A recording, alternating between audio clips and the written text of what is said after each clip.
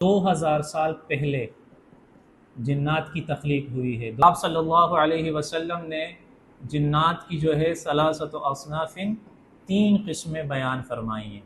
شیطان جو ہے اکثر عرب میں جو ہے اس جن کو کہا جاتا ہے جو انتہائی زیادہ چالاک اور مکار اور دھوکے باز جن ہوتے ہیں، جو کہ انسانوں کو ستاتے اور پریشان کرتے ہیں، تو اس جن کو شیطان کہتے ہیں۔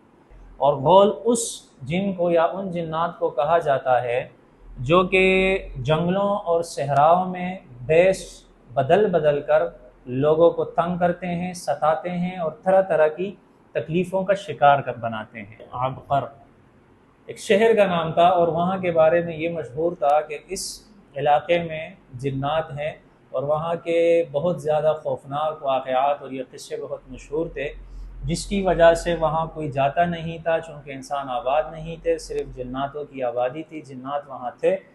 تو بسم اللہ الرحمن الرحیم، الحمدللہ والصلاة والسلام علی رسول اللہ محمد بن عبد اللہ وعلی آلہ ومن والا، اما بعد فاعوذ باللہ من الشیطان الرجیم، بسم اللہ الرحمن الرحیم، رب اشرح لی صدری ویسر لی امری واحلل عقدۃ من لسانی یفقہوا قولی۔ میرے محترم ساتھیوں، گزشتہ ویڈیو میں ہم نے وجود جنات اور جنات کی لغوی اصطلاحی تعریف پر تحقیق کی تھی۔ اس ویڈیو میں ہم تخلیق جنات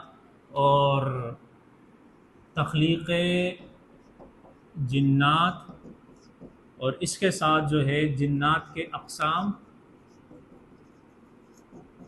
یا مختلف نام آپ کہہ دیں، تو آج ہم ان 2 باتوں پر بات کریں گے۔ تخلیق جنات یعنی کہ جنات کو اللہ تبارک و تعالیٰ نے کس چیز سے، کب اور کیسے پیدا فرمایا۔ تو آپ کو محترم ساتھیوں معلوم ہونا چاہیے کہ اللہ تبارک و تعالیٰ نے ابو البشر حضرت آدم علیہ السلام کو مٹی سے پیدا فرمایا، اور ان سے پہلے جنات کو آگ سے پیدا فرمایا۔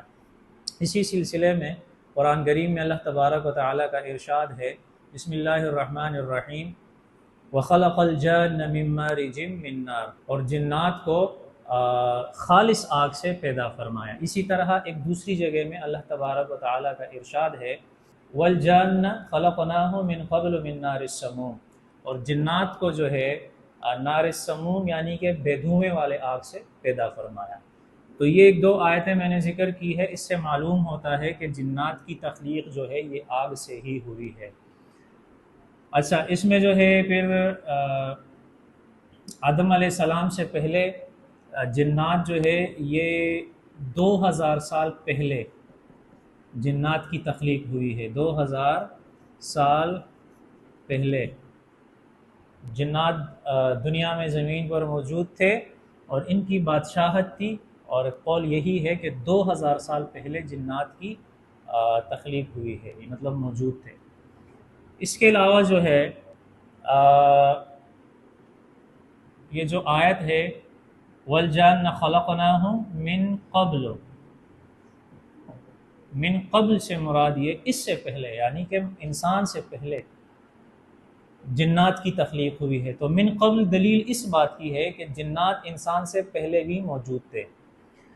اچھا، اسی طرح جو ہے پھر جنات کی مختلف اقسام تھے، مختلف قسمیں بھی ہیں، اس میں پھر مختلف جو ہیں انواع ہیں، اقوام ہیں، ہماری طرح انسانوں کی طرح، لیکن جنات انسانوں کے مقابلے میں ان کی آبادی جو ہے یہ زیادہ ہے۔ ان میں اگر قومیں آپ دیکھیں تو وہ کروڑوں لاکھوں میں ان کی تعداد ہوتی ہے، اور اسی طرح جو ہے ان میں بھی ہماری طرح مختلف اقوام اور مختلف اقسام ہوتے ہیں۔ تو تخلیق جنات پر مختصر سی بات یہ کہ اس مخلوق کو اللہ تبارک و تعالیٰ نے آگ سے پیدا فرمایا، ایسے آگ سے جس میں کوئی گرد و غبار نہیں۔ ایک قول یہ بھی ہے کہ ایسی آگ تھی جو خالص تھی، اس میں کوئی تپش نہیں تھی، کوئی دھواں اس میں نہیں تھا، اس خالص آگ سے جو ہے جنات کی تخلیق ہوئی ہے۔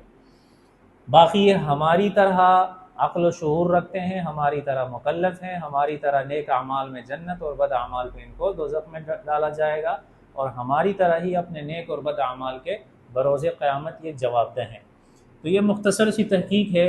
اچھا، اس کے بعد جو ہے جنات کے اقسام یا مختلف نام کی طرف اگر ہم آتے ہیں تو یاد رکھیں کہ اس متعلق جو ہے حدیث میں آپ صلی اللہ علیہ وسلم نے جنات کی جو ہے ثلاثت اصناف، تین قسمیں بیان فرمائی ہیں، ٹھیک ہے، ثلاثت اصناف تین قسمیں بیان فرمائی ہیں۔ اس میں ایک پہلی قسم یہ بیان فرمائی ہے کہ وہ جن کے پر ہوں اور ہوا میں اڑتے ہوں،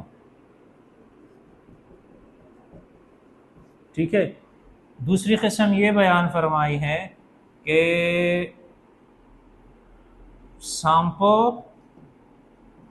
اور کتوں کی شکل والے، دو قسمیں ہو گئی۔ تیسری قسم جو بیان فرمائی ہے وہ یہ کہ ادھر ادھر کوچ کرنے والے،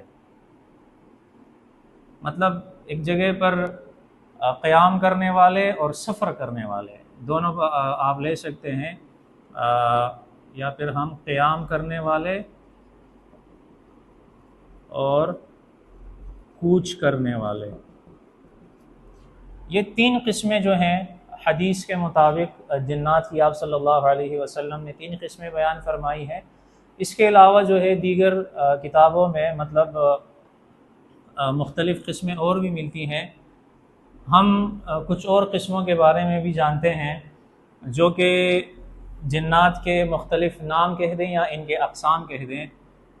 ان میں ایک ہے شیطان، ٹھیک ہے، ہم اکثر سنتے رہتے ہیں اور ایک دوسرے کو کہتے بھی ہیں۔ اگر ہمارے ہاں آپ دیکھیں کوئی بچہ یا کوئی بڑا اگر کوئی بہت زیادہ چالاکی کرتا ہے اور شرارتیں کرتا ہے تو ہم اکثر کہتے ہیں کیا شیطانی کر رہے ہو، مطلب شیطان نہ بنو۔